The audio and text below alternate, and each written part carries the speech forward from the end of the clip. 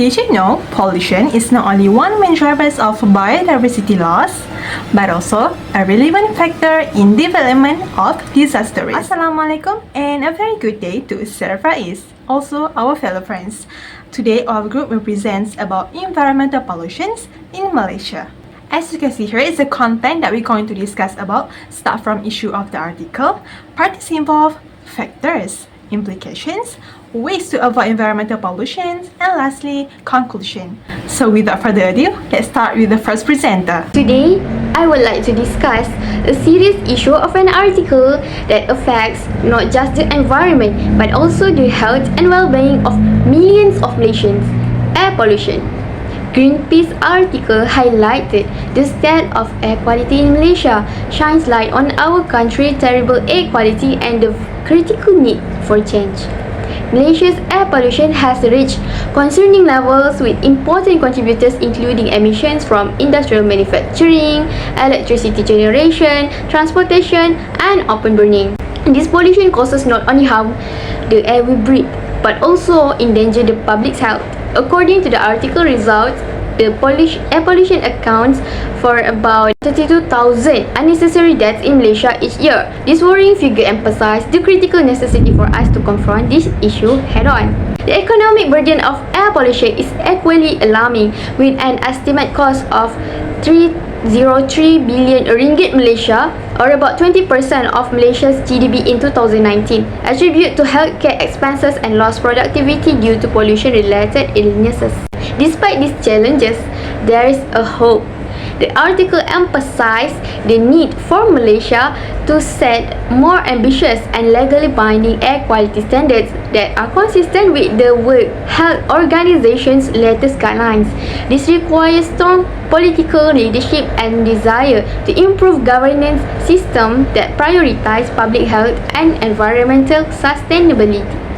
Now, I would like to further the discussion about the key parties involved in addressing this pressing issue in Malaysia. The first point is the Center for Research on Energy and Clean Air, also known as CREA. This independent research organization is critical to our understanding of air pollution trends and sources. CREA performs substantial research that demonstrates the serious health and economic consequences of air pollution in Malaysia. Their research offers us with useful data and insights that are critical for shaping policy decisions and directing our efforts towards cleaner air.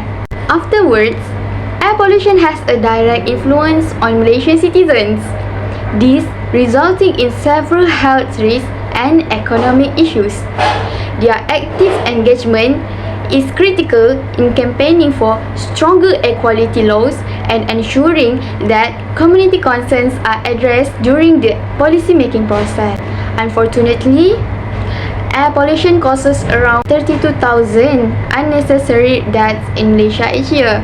Chronic respiratory illnesses, which can develop as a result of a long-term exposure to poor air quality, can be fatal, are the most common health conditions related with these deaths.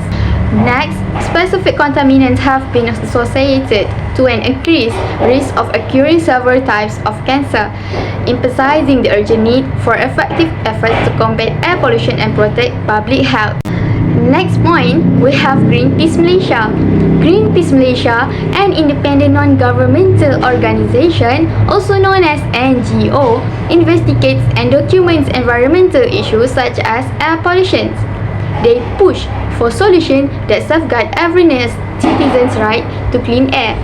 They use their efforts to promote awareness about the environmental and health consequences of pollution, thereby mobilizing public support for essential changes.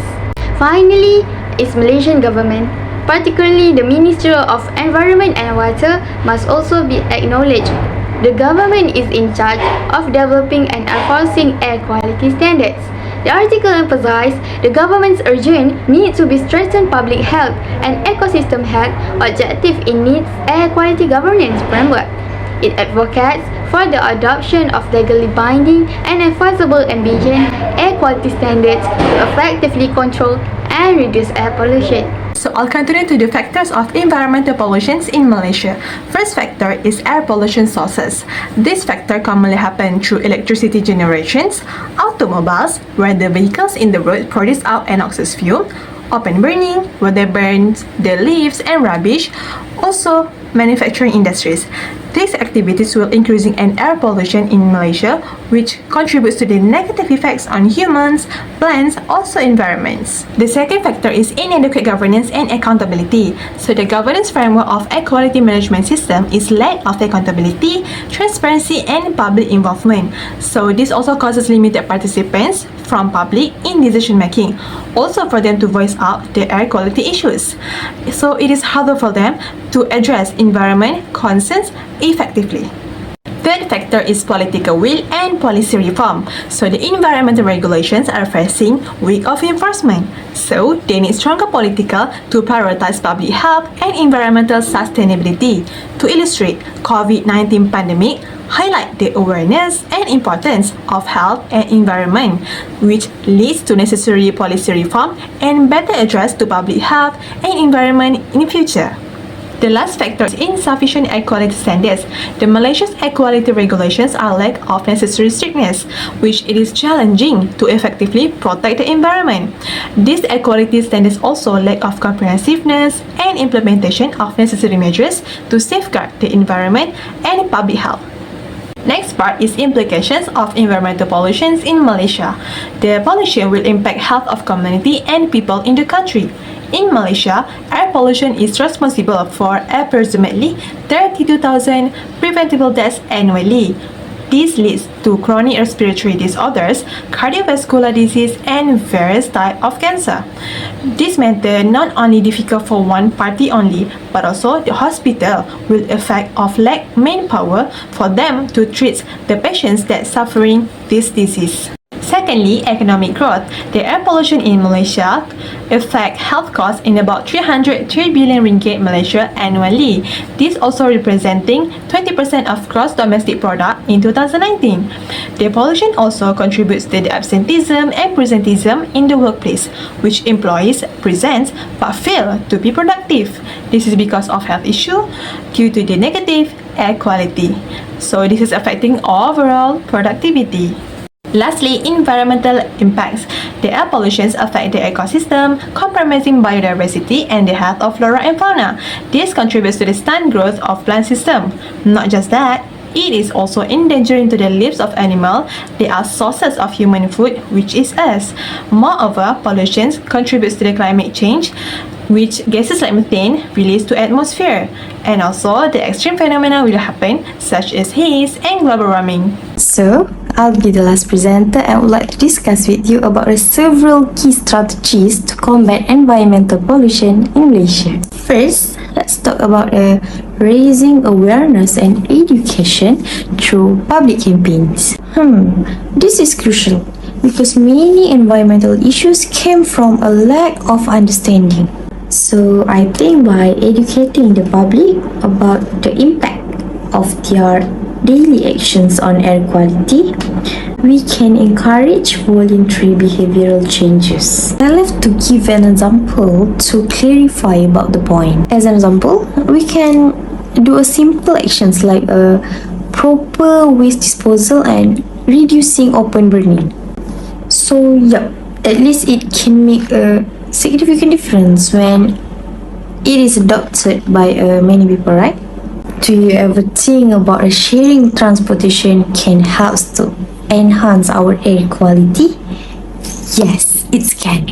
So this is to highlight the next point that I will be explaining. So the point highlighted is to promote a carpooling or ride sharing, also enhancing a transportation system. Actually, the math here is simple. Listen carefully. Fewer vehicles on the roads means less emission. When we are sharing a transportation, for example like cars, instead of driving separately, we can dramatically reduce our carbon footprint. Therefore, Investing in reliable public transportation gives people a convenient alternatives to private vehicles. Thus, implementing regular emission testing for vehicles is also essential. This is just not about a checking box, but it is about to ensuring that our vehicles on the road is meet our environmental standards. For your information, the vehicles that have a poorly maintained can emit up to 10 times more harmful pollutants than the well-maintained one. And this is the reason why I suggest these strategies. By enforcing regular testing, we can fix and identify the high emission vehicles before they cause the more excessive damage to our air quality. Last but not least, we should prioritize the public health by designing the urban areas to encourage walking and cycling. Definitely, this approach has multiple benefits, such as it reduces vehicle emissions. It also can promote physical activities. Also, it can create more livable cities. By creating and designing those urban areas in the kind of cities, we are just not fighting their pollutions, but also building their healthier communities. To wrap up, Malaysians' air pollution is a serious issue that needs urgent attention. Why? Because it's affecting both of our health and economy, with many preventable deaths occurring each year. Hence, our government need to step up with a stronger air quality rules and better ways to enforce them. Not only that, we also need everyone, including the public, business and also a government, to work together on creating these rules. By following the suggestion we discussed earlier and promoting sustainable practices, I believe that Malaysia can work towards cleaner air and healthier environment for all of us. And with that, we have reached the end of our presentation about environmental pollution issues. So thank you for your time and attention. Have a great day. Bye.